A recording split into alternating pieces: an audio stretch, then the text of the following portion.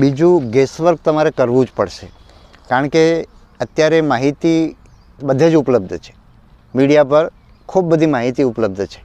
એટલે માહિતી પરીક્ષામાં સામાન્ય રીતે પૂછાતી નથી હોતી. પૂછાતી હોય તો તમારે એ રીતે તૈયારી કરવાની. તમારી પરીક્ષાની જે સ્ટાઇલ છે, પ્રશ્નપત્રની પદ્ધતિ છે, એના આધારે તમારે નક્કી કરવાનું.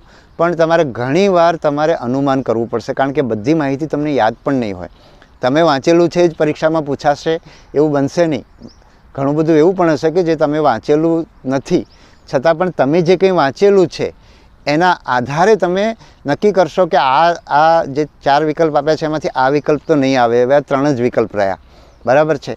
તો બીજું તમારું નેગેટિવ માર્કિંગ. અમે જ્યારે યુપીએસસીની પરીક્ષા આપતા હતા ત્યારે અમારે નેગેટિવ માર્કિંગ નહોતું, એટલે અમે ગેસવર્ક બહુ કરતા, અનુમાનના આધારે જવાબો આપતા, અને એ ગેસવર્કની બહુ મહત્ત્વની ભૂમિકા હતી. આજે નેગેટિવ માર્કિંગ છે છતાં ગેસવર્કની ભૂમિકા છે, એ તમારે યાદ રાખવાનું. એટલે એ રીતે કે ધારો કે તમારા 4 વિકલ્પ છે, હવે તમારો ખોટો જવાબ પડે તો એમાંથી એક તમારો 1/4 અથવા 1/3 માર્ક્સ, 1/3 અથવા 1/4 માર્ક્સ તમારો કપાય છે.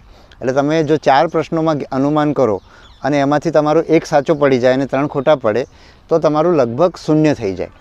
તો તમે જેમાં 1/3 જવાબ સાચો પડવાની શક્યતા છે એને પણ તમે અનુમાન કરી શકો. બીજું, તમે 1/2 તો અનુમાન તમે કરી શકો કે આમાં તો 50% સાચા પડવાની શક્યતા છે. એટલે તમે 4 પ્રશ્નો કરો તો એમાંથી 50% શક્યતાના આધારે તમારે 2 પ્રશ્નો સાચા પડે અને 2 પ્રશ્નો ખોટા પડે. એટલે 2 પ્રશ્નો સાચા પડે એના તમને 2 ગુણ મળે, અને 2 પ્રશ્નો ખોટા પડે એના તમારે 2/3 અથવા 1/2 ગુણ ઓછો થાય.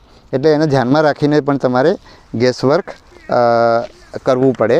બીજું, ગેસવર્ક તમને તમારા મનમાં સવાલ એ થાય કે મારે બહુ બધા નેગેટિવ થાય છે, એટલે હું કરું ને એના કારણે મારા ગુણ તો ઓછા થાય છે.